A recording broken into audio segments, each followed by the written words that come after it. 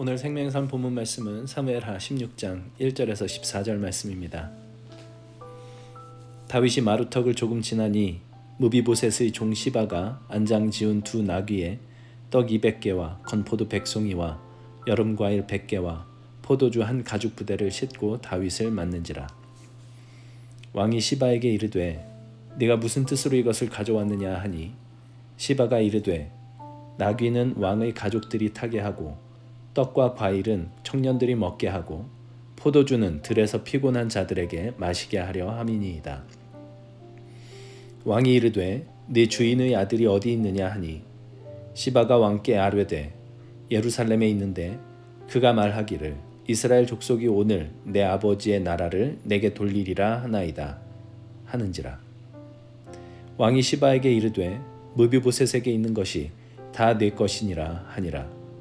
시바가 이르되 내가 절하나이다 내 주 왕이여 내가 왕 앞에서 은혜를 입게 하옵소서 하니라. 다윗 왕이 바후림에 이름에 거기서 사울의 친족 한 사람이 나오니 게라의 아들이요 이름은 시므이라. 그가 나오면서 계속하여 저주하고 또 다윗과 다윗 왕의 모든 신하들을 향하여 돌을 던지니 그때에 모든 백성과 용사들은 다 왕의 좌우에 있었더라. 시므이가 저주하는 가운데 이와 같이 말하니라. 피를 흘린 자여 사악한 자여 가거라 가거라. 사울의 족속의 모든 피를 여호와께서 내게로 돌리셨도다. 그를 이어서 네가 왕이 되었으나 여호와께서 나라를 네 아들 압살롬의 손에 넘기셨도다. 보라 너는 피를 흘린 자이므로 화를 자초하였느니라 하는지라. 스루야의 아들 아비새가 왕께 여짜오되 이 죽은 개가 어찌 내 주 왕을 저주하리이까. 청하건대 내가 건너가서 그의 머리를 베게 하소서 하니 왕이 이르되 스루야의 아들들아 내가 너희와 무슨 상관이 있느냐. 그가 저주하는 것은 여호와께서 그에게 다윗을 저주하라 하심이니 네가 어찌 그리하였느냐 할 자가 누구겠느냐 하고 또 다윗이 아비새와 모든 신하들에게 이르되 내 몸에서 난 아들도 내 생명을 해하려 하거든 하물며 이 베냐민 사람이랴. 여호와께서 그에게 명령하신 것이니 그가 저주하게 버려두라.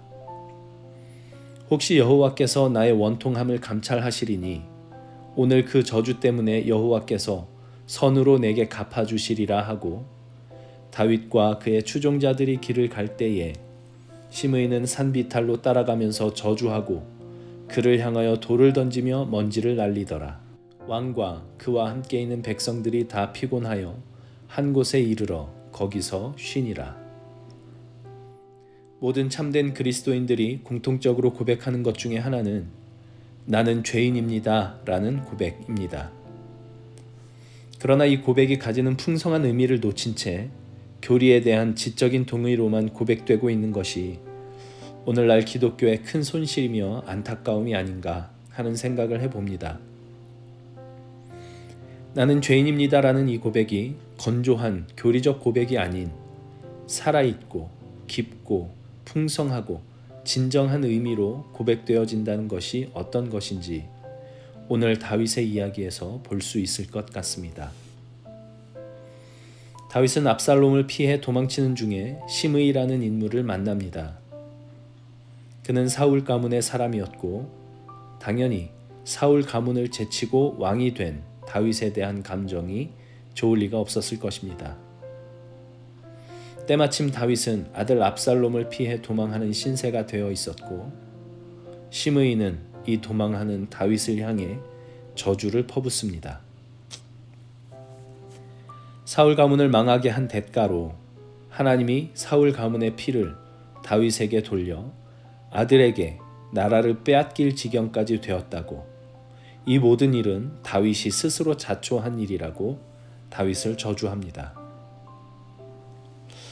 다윗의 입장은 어땠을까 생각을 해보면 다윗으로서는 정말 억울한 일이 아니었을까 싶은 생각이 듭니다.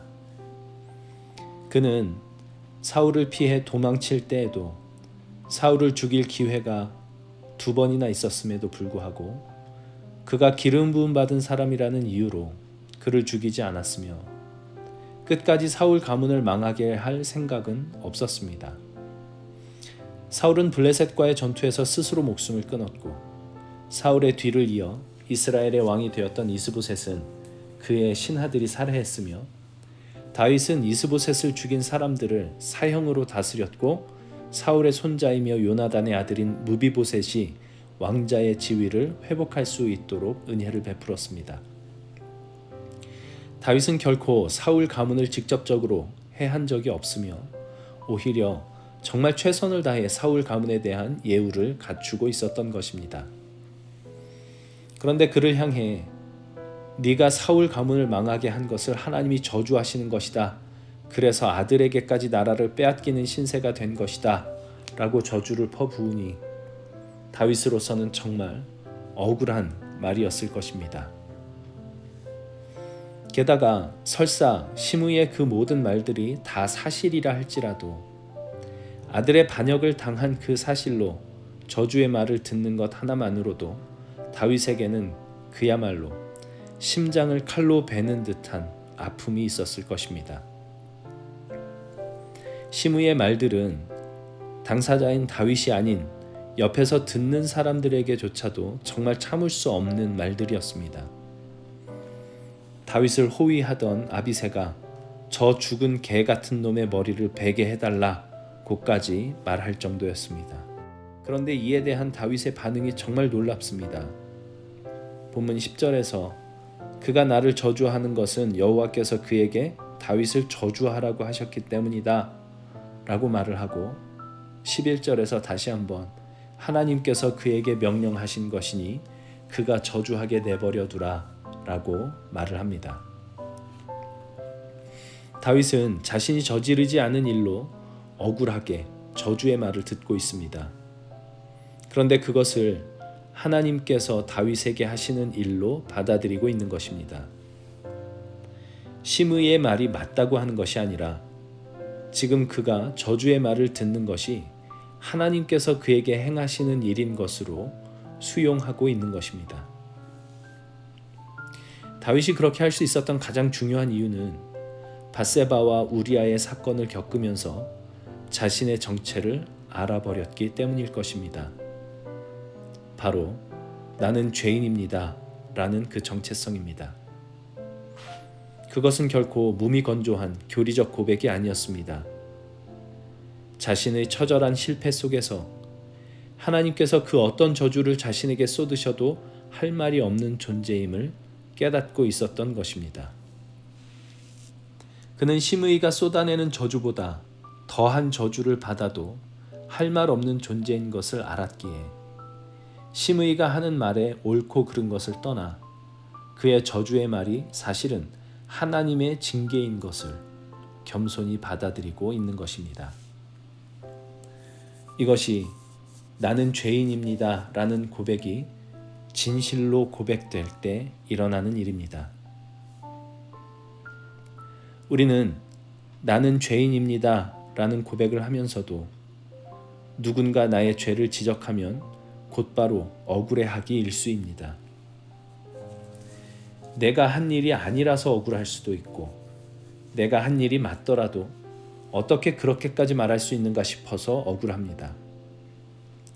마치 영생을 얻고 싶어서 예수님을 찾아온 부자 청년이 정작 영생을 얻는 길을 예수님께서 알려주니 근심하며 돌아갔던 것처럼 우리는 나는 죄인입니다 라고 고백을 하면서도 정작 정죄를 당하면 억울해하고 화를 내곤 하는 것입니다.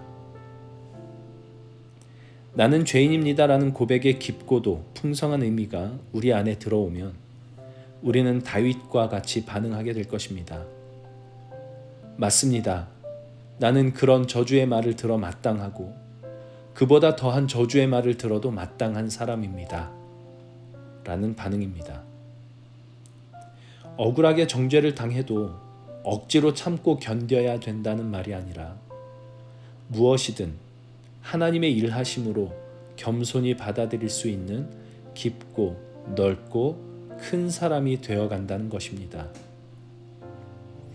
나는 죄인입니다 라는 고백은 나는 죄를 지을 수밖에 없는 사람입니다 라는 부정적인 내용만 그 안에 있는 것이 아니라 그보다 훨씬 더 긍정적이고 적극적으로 나는 어떤 일이든 하나님의 일하심으로 받아들일 수 있습니다 라는 고백이 그 안에 담겨져 있는 것입니다.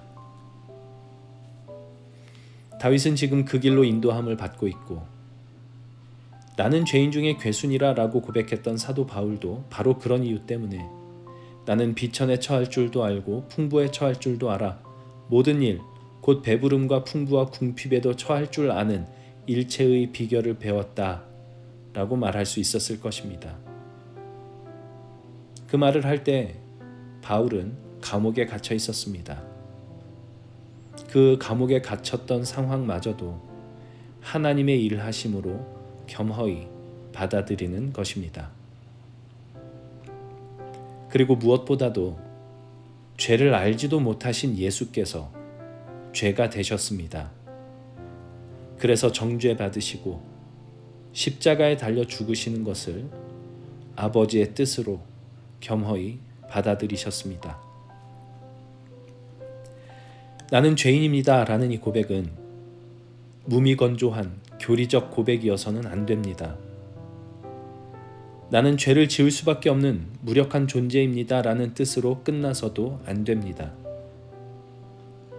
그 고백은 결국 모든 것을 하나님의 뜻으로 겸허히 받아들여 모든 저주의 말을 들은 다윗과 같이 비천에 처하는 것도 풍부에 처하는 것도 모두 하나님의 뜻으로 겸허히 받아들여 옥살이를 감당했던 바울같이 그리고 죄가 없으신 분이 죄가 되는 것을 아버지의 뜻으로 받아들여 십자가에 달리신 예수님과 같이 되어가는 그런 사람의 고백, 그것이 나는 죄인입니다 라는 고백이어야 할 것입니다. 하나님이 우리를 그 큰 사람으로 넉넉하고 깊고 풍성한 사람으로 만들어 가실 것입니다. 평생 분투하며 가야 할 길이겠지만 그럴 만한 가치가 충분한 길입니다. 오늘 하루도 나는 죄인입니다 라는 이 고백을 주님께 드리며 우리 주님과 함께 그 길로 한 걸음 더 전진하는 날 될 수 있기를 바랍니다. 하나님, 나는 죄인입니다 라는 이 고백이 무미건조한 교리적 고백이 되지 않게 하여 주옵소서. 이 고백이 가지는 풍성함을 다윗에게서, 바울에게서, 그리고 예수 그리스도에게서 보고 배우게 하여 주옵소서. 모든 것이 하나님의 뜻에서 벗어난 것이 없음을 알며 그래서 지금 내게 벌어지는 그 어떤 일이라도 겸손히 하나님의 뜻으로 받아들일 줄 아는 넉넉함을 우리 안에 채워가게 하여 주옵소서. 예수님의 이름으로 기도합니다. 아멘.